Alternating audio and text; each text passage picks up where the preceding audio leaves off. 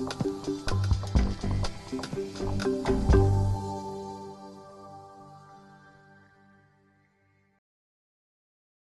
what I'm going to do today is just talk a little bit about the Great Place to Work point of view on wellbeing at work.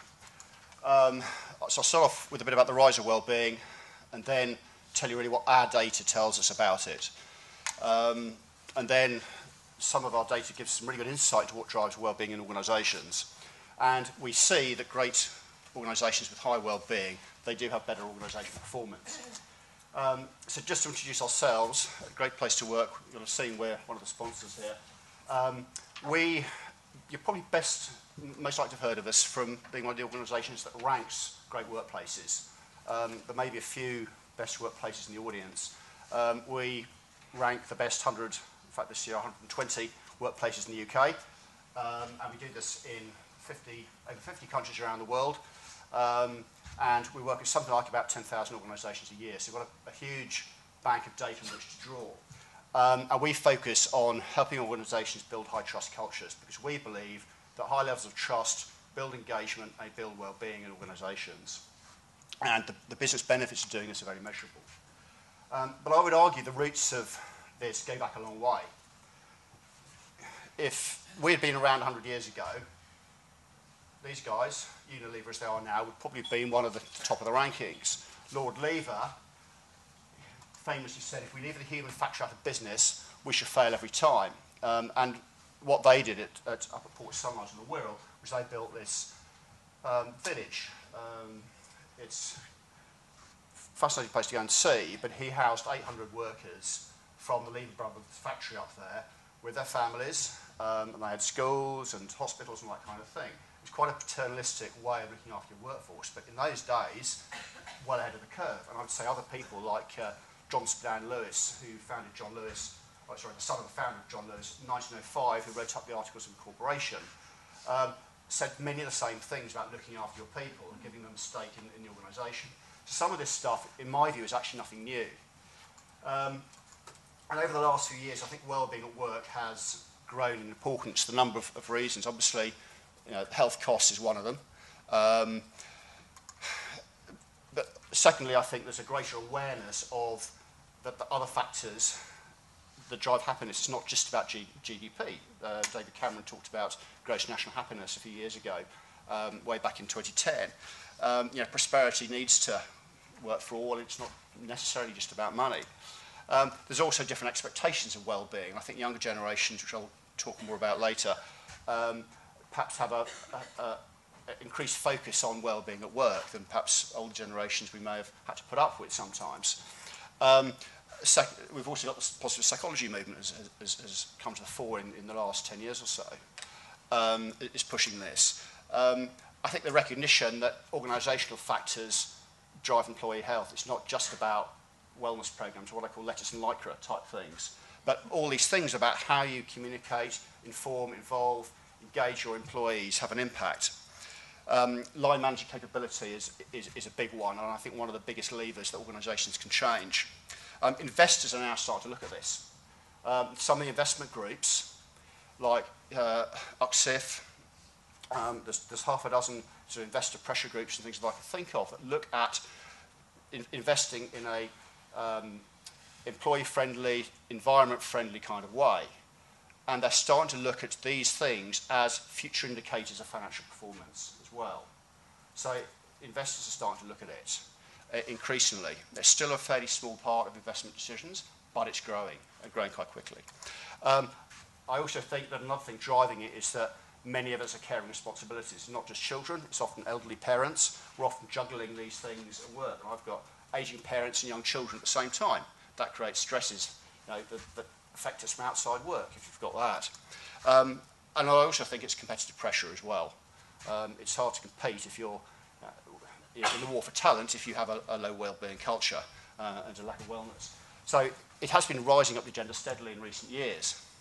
But what I would say is the best workplaces that we work with, and these are just some of the ones, and in fact 2 of them are coming along this afternoon, it's actually far more than just a wellness program. When I started talking about well-being and working on it must have been about 2005, I think it was at that stage, I think the emphasis was still more around programmatic stuff around wellness.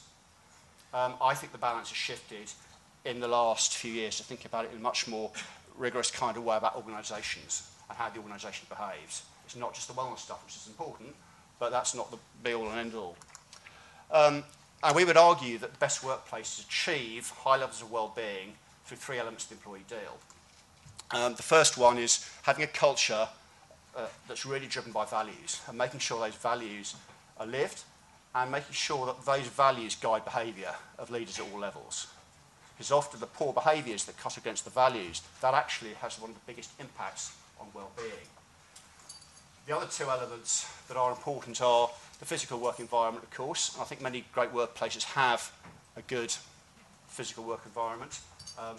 Plenty of examples are easy enough to find, get reported on the press. The other thing, of course, is your wellness benefits and programs. And I'll include that in the broadest sense. That includes things like financial well-being, which you're going to hear more about later today. And for me, the most important thing actually is the thing at the top, having the culture right. If you've got the bottom two, great programs, great environment, but actually your culture, for want of a better word, sucks, and it's not a pleasant place to work, you'll never achieve the full benefits that some of these things at the bottom can bring. And I think sometimes I see weaknesses in organisations that focus on these things, they don't address the elephant in the room, which is at the top. I see this sometimes in tech organisations, particularly, very good at some of these things at the bottom, but sometimes they haven't really nailed it yet. So physical environment's important. That's two on the right, Volkswagen Financial Services, which is one of our best workplaces. Did an exceptional job of communicating to their employees through the emissions crisis. As you can imagine, that might have been a stressful time if you worked for Volkswagen at that time. They did a fantastic job of communicating every day with what was going on as that crisis blew up. They didn't forget that fundamental thing of communication. The great environment wouldn't have made much difference to how employees are feeling at that particular time. The other point, the loos are pretty important. They are a hygiene factor in more ways than one. That shows if those facilities are poor, it speaks to a lack of respect for employees. One example I use is Nissan. I did some work with Nissan Motor up in Gateshead a few years ago, and a couple of their factories in Europe. And do you know what the thing people complained about most in Gateshead was? It was the toilets. They had 44 toilet blocks in that factory, but that factory had been built in the 1980s. It was under, you may remember, if you're old enough, sort of Mrs. Thatcher, I think, helping sort of cut the turf as they started to build a factory up there.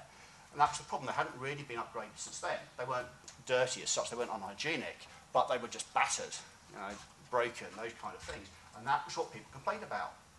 And these were production workers, and big burly guys working on a production line. And if you've not been to a car production line, it's something else. Because I imagine most of us here work in office environments. But a production line, it's noisy, it's pressured, the bits move along the line with frequency. And as an employee, you've got to put your bits into the car. If the production line stops, it costs £10,000 a minute. So they were working under great pressure with very little autonomy to actually do the job.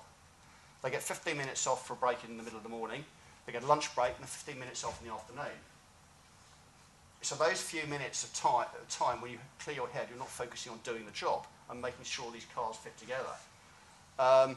So those few minutes are very important, and that's why the loos was so important that people at Nissan. So environment's one thing. So in terms of sort of values and culture, what does our data tell us? So firstly, there's a huge difference between the average workplace and the best workplaces. So we ask a number of questions. This one here, we ask, is it a psychologically and emotionally healthy place to work? And there's a gap of, as with most things, between average and great, of around 30 percentage points in the survey.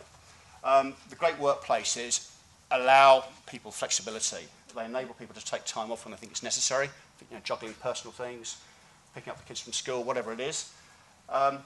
There's a huge gap between average and best.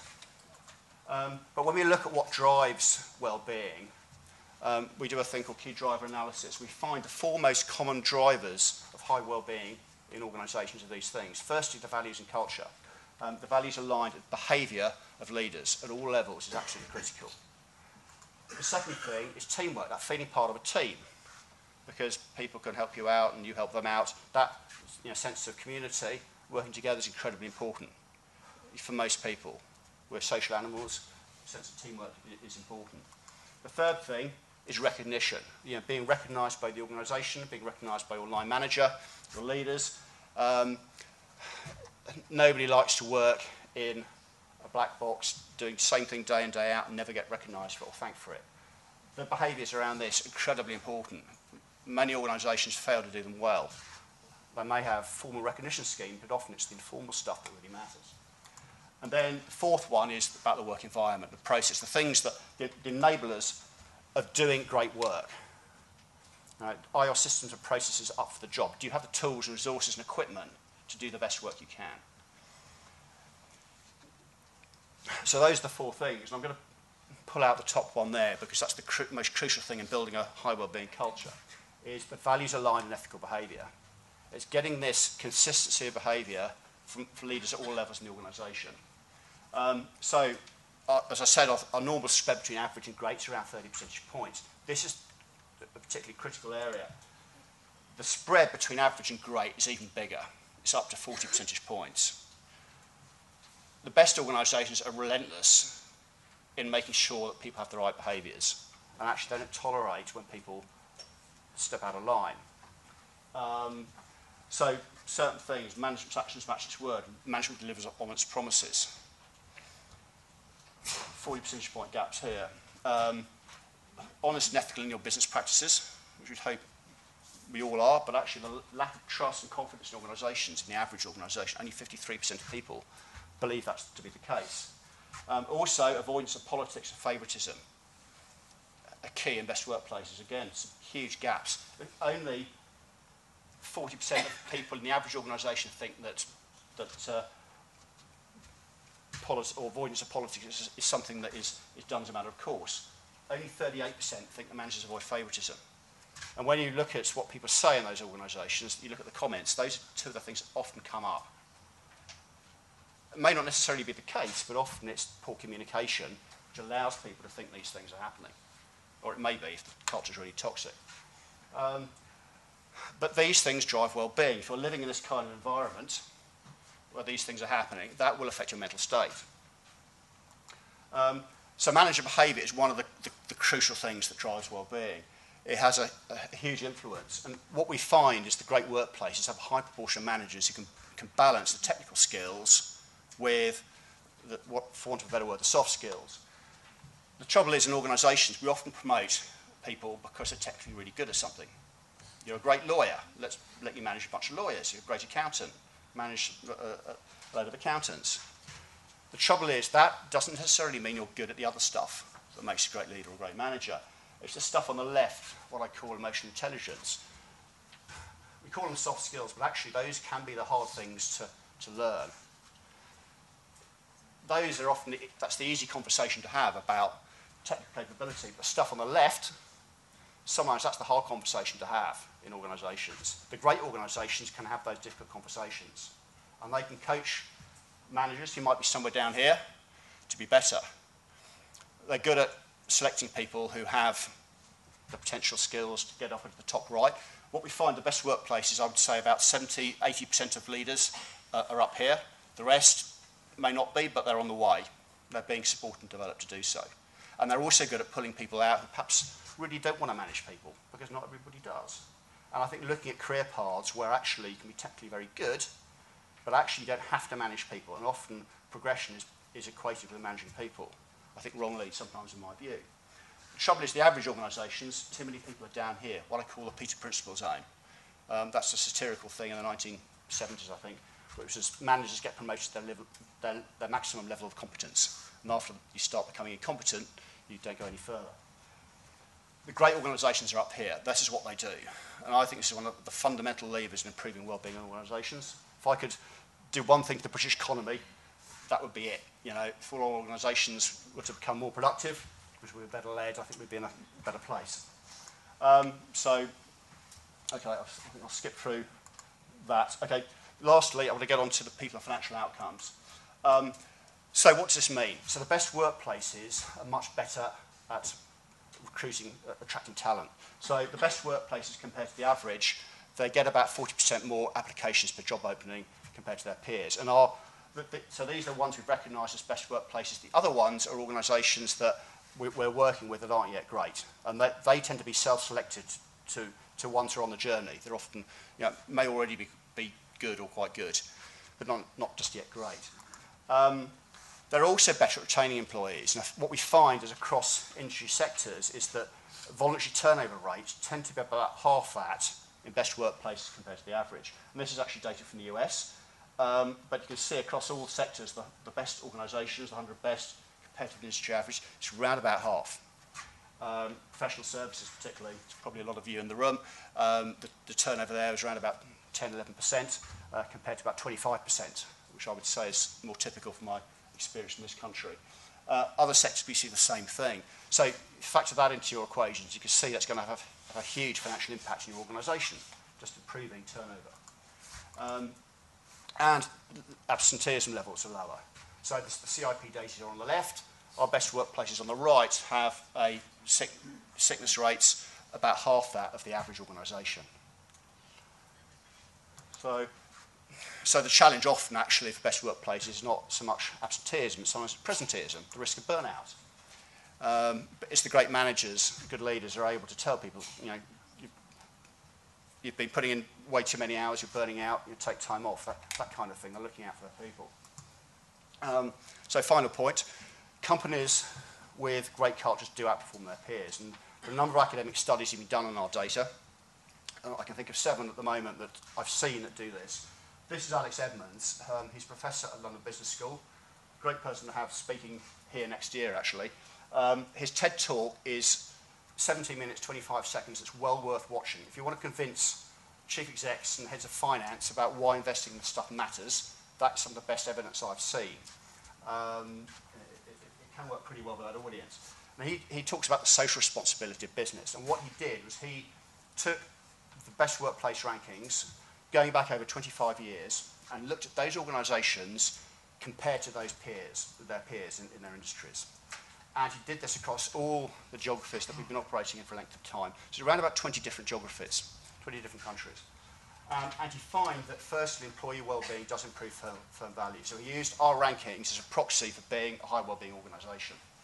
And he said that they outperform the market year on year by around about 2 to 3 percentage points. So, if the average share price and investor return in your sector is 5, 6, 7, 8%, on average you're going to outperform another 2 to 3 percentage points on top of that. He also says the stock market undervalues this. These intangible factors tend to get undervalued because stock market analysts, they don't tend to focus on this stuff at the moment.